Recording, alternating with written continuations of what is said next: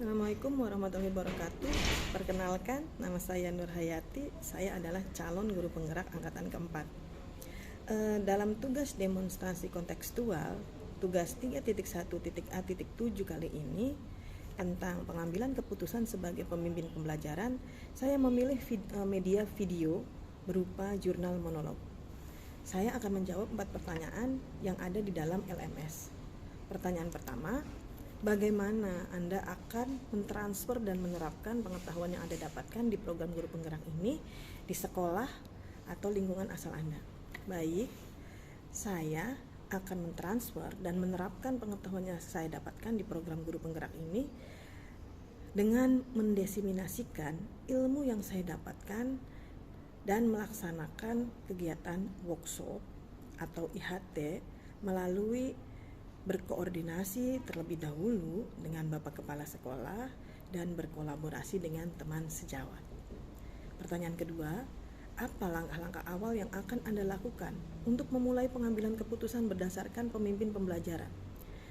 Langkah-langkah yang akan saya lakukan untuk memulai pengambilan keputusan berdasarkan pemimpin pembelajaran dengan memahami terlebih dahulu konsep, paradigma, prinsip pengambilan keputusan, dan 9 langkah-langkah pengambilan dan pengujian keputusan. Yang kedua, menganalisis permasalahan tersebut masuk dalam kategori mana? Dilema etika atau bujukan moral. Kemudian, mengidentifikasi nilai-nilai kebajikan yang bertentangan dalam permasalahan tersebut. Selanjutnya, menganalisis prinsip pengambilan keputusan yang mana yang tepat untuk masalah tersebut. Kemudian, pengujian keputusan berdasarkan 9 langkah pengambilan dan pengujian keputusan.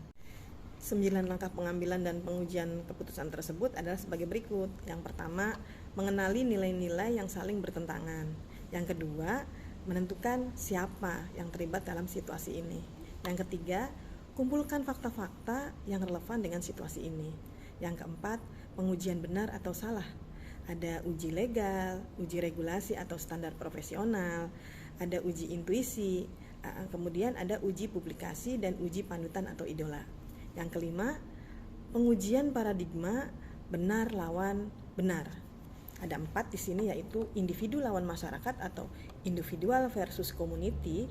Kemudian yang kedua, rasa keadilan lawan rasa kekasihan, maksudnya kasihan. Justice versus mercy. Kemudian yang ketiga, kebenaran lawan kesetiaan, truth versus loyalty. Dan keempat, jangka pendek lawan jangka panjang atau short term versus long term. 6. Melakukan prinsip resolusi. 7. Investigasi opsi trilema. 8. Buat keputusan. 9. Lihat lagi keputusan dan refleksikan. Pertanyaan yang ketiga, mulai kapan Anda akan menerapkan langkah-langkah tersebut? Hari ini, besok, minggu depan, hari apa? Catat rencana Anda sehingga Anda tidak lupa. Saya akan mulai menerapkan langkah-langkah tersebut saat ini juga dengan mencatat rencana saya sehingga saya tidak lupa. Jika saya saat ini menghadapi situasi dilema yang menuntut saya mengambil keputusan, maka saya saat ini juga hari Selasa tanggal 19 April 2022 saya langsung akan mengimplementasikan langkah-langkah pengambilan dan pengujian keputusan ini. Yang keempat, siapa yang akan menjadi pendamping Anda dalam menjalankan pengambilan keputusan sebagai pemimpin pembelajaran? Seseorang yang akan menjadi teman diskusi Anda. Baik, yang akan menjadi pendamping saya dalam menjalankan pengambilan keputusan sebagai pemimpin pembelajaran adalah kepala sekolah, pengawas sekolah, dan rekan sejawat saya yang akan menjadi teman diskusi saya. Baik, terakhir saya akan merefleksikan dari awal, yaitu seorang pemimpin di sekolah pasti akan menghadapi situasi di mana mengambil suatu keputusan yang banyak mengandung dilema secara etika dan berkonflik antara nilai-nilai kebajikan universal yang sama-sama benar.